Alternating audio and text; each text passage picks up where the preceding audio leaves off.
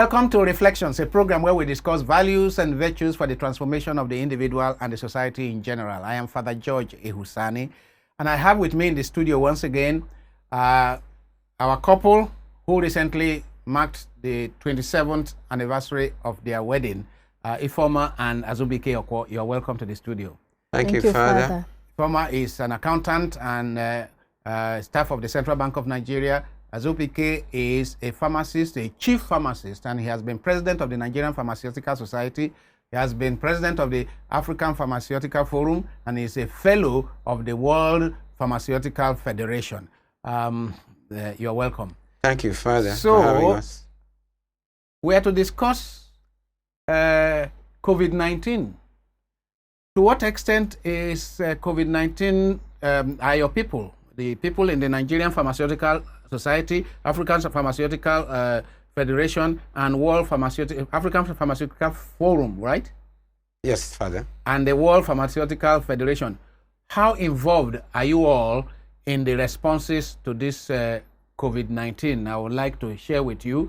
And then first of all, let us discuss how is it affecting, if at all, family life? Yeah, thank you, Father. COVID-19, without mincing words, had adversely impacted our lifestyle, our financial status, our programs, our projects, and everything we hold dear.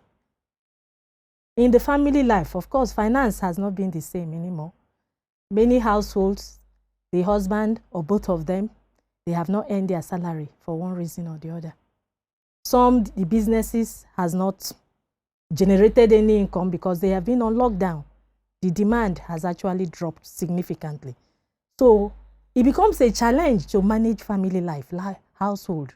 Financial challenge is a problem. Yeah, Father, very much.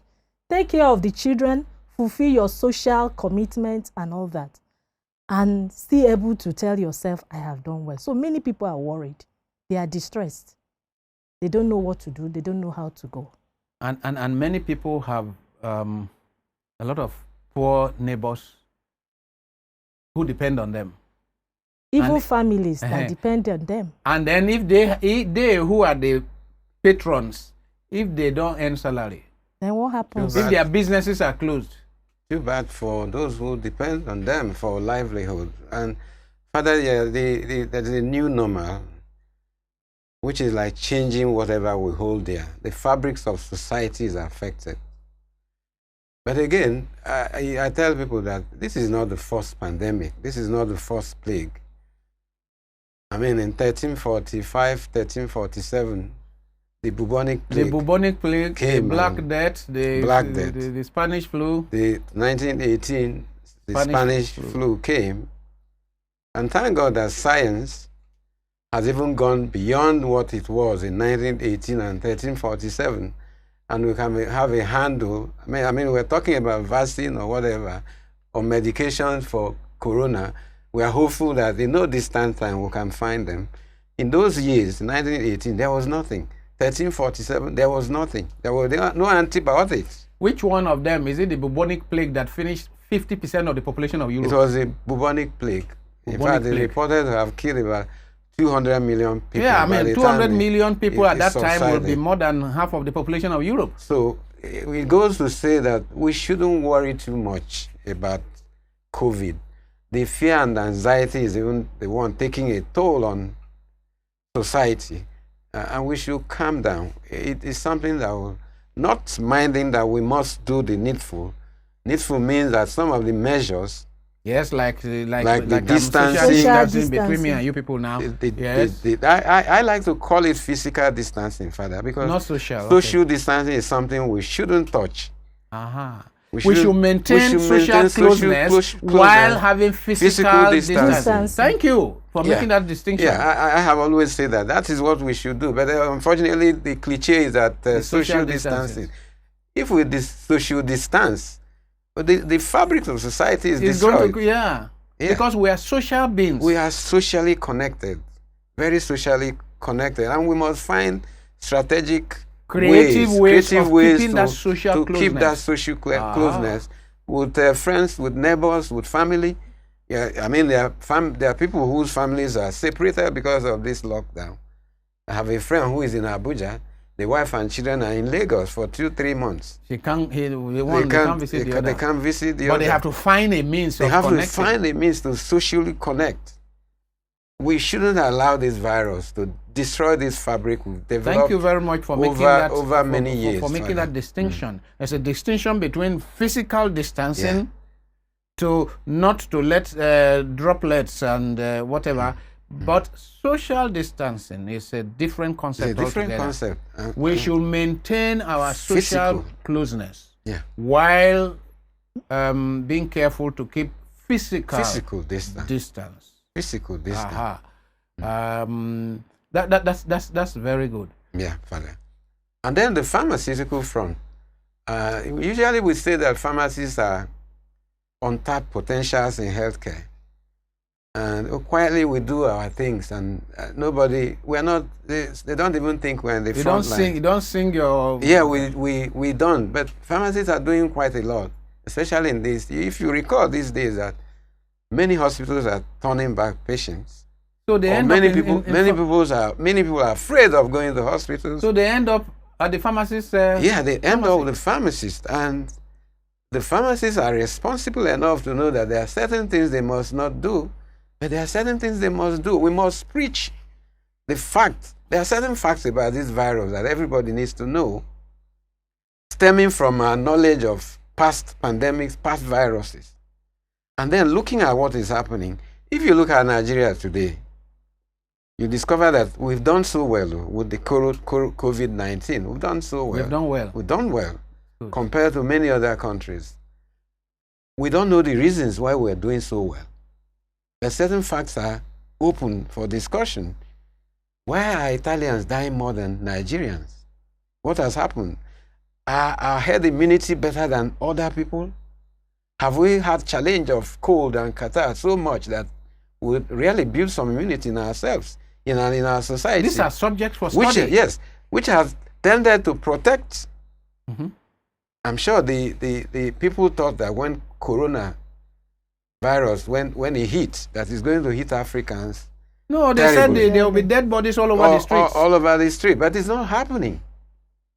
It's not happening. Brazil and some other countries that are not in the third world are the ones getting the heat. So we must begin to look at what has happened here and see how we can use it to protect our society, protect ourselves. Yes, work with WHO, work with other organizations, but there are certain things here that are tending to protect us.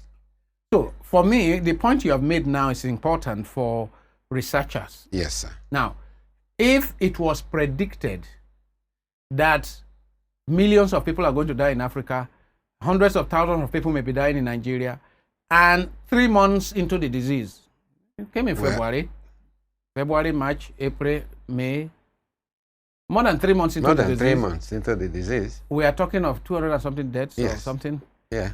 And that many of our people are going to hospital and recovering. Yes. What it means is that there is something in our environment. There is something in us that is helping us. Could it be some immunity built over time on account of our dirty environment, on account of the viruses and bacteria in our environment, on account of the fact that we were not taking the flu shots that they were taking in Italy. In Italy, annually, many of those people were taking vaccines against flu. Yes. Our people will just blow their nose, and make their sneezing, and build some level of immunity. And build immunity. Some level of immunity. So actually, some minor viruses are good. Some minor bacteria are good in order to build immunity against viruses and bacteria. Mm-hmm. Yeah, Father, because they say wash your hands. We're not going to say here we shouldn't wash our hands. We must wash our hands. We will do, yeah. We'll wash our hands. We'll physically distance.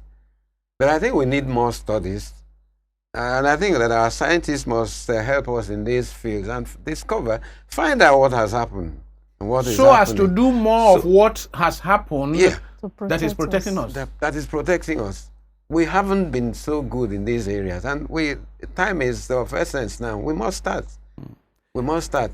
While we're working on vaccine, Yes. where we're working on therapeutic agents to use, repurposing certain drugs to see which one fits. There are other studies we must begin to do.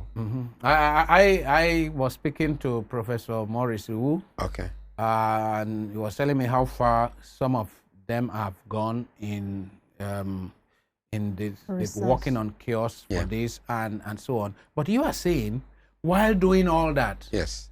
we must focus on what has happened to us. Yes. The grace of not many people dying, 95 point something, 96% of people who are going to hospital recovering. To say, hey, even when we fail to do the social distancing as good as it demands, we've not done too well with social distancing. But by the grace of God. By the grace of God. If you go to any of the markets, the Wuse Gariki markets, that is in Abuja where there is some policing. Some policing. Or you go inside Lagos. Some of these places in the villages and so on, they don't even understand what we're talking about. Yeah. And but the again, Lord is keeping them. the government must also begin to take the words out and educate people about this virus. Yes, we must. We must do that. It's important that we educate people. I haven't seen too much of it, especially in the hinterland. To tell people the truth about this virus. There's no sufficient public awareness. About the virus. Even this morning, I was coming here, I saw a keke napep with up to 7 people inside. That's it. Because after the driver, there was another person on the left. You see? And 2 people, and then I don't know how many at the back, maybe 4 at the back. Physical distancing. What kind of physical distancing? So it is only through those kind of ways that we can generate that confidence, that awareness. People begin to see it as what it is and get convinced that there's a reason why we must do this social distancing. The people need to own this project. This message, yes. Ownership is not there Even the yet. face masks. Do you know that many people have face masks only because of police? Once they pass the police area, they just hang it on their neck. So it means a lot of people have not owned the message about why we need to cover our mouths and nose to stop transmission of the virus. Before I come to you, madam, you talked about a number of people coming to the pharmacy. Do we have a situation where, as people are running away from the hospital and they are coming to pharmacy, are you making sure that in your pharmacies, you people are well protected so that in case the same reason why doctors are careful in the hospital, you pharmacists also need to be careful, because a case that is not going to the hospital ends up in the pharmacy and can infect people in the pharmacy if care is not taken. What we say, Father, is that the hospital must remain hospitals. Pharmacies are not hospitals, and we must do everything the government must do everything to ensure that the hospitals work by offering them protective equipment and all that. At the pharmaceutical front, we've told our people, look, there are cases you must not touch. That level of referral, that pathway for referring people to the hospital must be established and well maintained at all times. So pharmacies will not take the place of hospitals. But again, pharmacies are working very hard. Certainly, there are certain measures we have taken in the pharmacies, just as in the church here, many have installed hand basins for washing hands. We have hand sanitizers. We have even the thermometer, infrared thermometer to check those that are coming in. I see that many pharmacies have even closed the doors and not allowing people to troop into the pharmacy, but from a distance you get your medications and all that. You do physical distances before you... And from the International Pharmacy and even the Pharmaceutical Society of Nigeria, every week there are webinars and Zoom meetings on the care you should take. Talking to people about what they should do and how we can all handle this safely and ensure that we protect ourselves and our people who are coming to the pharmacy. Great. Now, madam, the Central Bank of Nigeria regulates our finances. Now, with COVID-19, there are, once again, all kinds of fears about what is going to happen to our economy. Is a major recession about to happen? And The recession has not yet kicked in yet. So many people are out of job, salaries not paid, people's homes are suffering.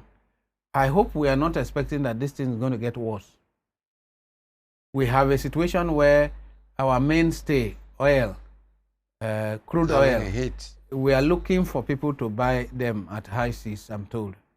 We are producing almost below, above the cost of, we are selling below the cost of production. What good news do you have for us, for our viewers? What good news do you have in terms of what the government is able to do, the banking regulators are able to do, in order that things don't go down so much? Is your organization, are you people working hard to see that we don't suffer too much on account of after COVID-19? Thank you, Father. Father, the facts on the COVID-19 is that it's a worldwide phenomenon. Yes. It's not peculiar to Nigeria alone. Be it as it may, the good selling point right now is that Nigeria is beginning to look inwards. We are looking inwards. Yeah, because over the years, we have always been so import dependent. We don't think of what we will do for ourselves. Everything, our clothing, our food, even toothpick, we import. But the bank has done a great job over the years to ensure that, to bring great awareness among the populace that our solution lies with us. In fact, we have everything we take. We have no business with recession if we really sit up and do our work. Why? Because we have a lot of untapped arable land. We have actually improved in food production. Most of the rice you see now are locally made rice. Nigeria are beginning to harvest their own food. And we know that going forward, a lot of people will have to go back to the farm to do the basics. And from there, every other thing we take care. We can't keep on relying on oil because we know at a certain point that will not give us the relief we need. So let's go home, look at ourselves, diversify our economy. Then we shouldn't depend on government too as individuals. We should be able to think of what we can do for ourselves. And with time, even help others create more jobs and revigorate the economy. So the Chinese say that every crisis is a dangerous opportunity. Yes, it is. The COVID-19 can be a dangerous opportunity. It can actually open the doors for Nigeria to begin to become wealthy from within. Yes. The lessons of COVID-19 are not all negative, Father. They are not all negative. There are a lot of positive lessons that we can pick from what is happening. Even in the pharmaceutical and medical world, it shows that, look, we need to come back home. There are herbs in our backyard. Yeah. I mean, we needed to be importing face masks. Can you imagine? PPE, medical gloves. Many hospital consumables are imported. If we begin to internalize the lessons of COVID-19, this is an opportunity for us to think home. I was speaking to somebody and discovered that when I talked about the active ingredients of a lot of the drugs we produce in this country, they are imported. Yeah. Then I was told that even the chalk, the starch, yeah, we don't have. That we don't have the capacity for even the starch. Yeah, we don't make pharmaceutical grade starch. Yes. As we speak, we don't make. Yes. We don't make. And that if we begin to do big time agriculture that can meet the demand chain, then we can do medical grade corn or starch or something that is purified to be able to use it for tablets and use it for capsules and so on and so forth. Even if we have to import the active ingredient, but at least we can do some now. A situation where we import both the active ingredient and the starch. Yeah. It's sad. It's sad in many ways, Father. But as I said, I hope we're going to learn the lessons and use it to improve, what we have done. It's pathetic what we've done with ourselves over the years, import dependent on everything. And if you look at China, the COVID is also hitting China. No. What I'm going to say, Father, is that the COVID, one other lesson in COVID is about discipline. If you look at China and the way they dealt with the COVID-19 in Hubei province, they shut down because there was discipline.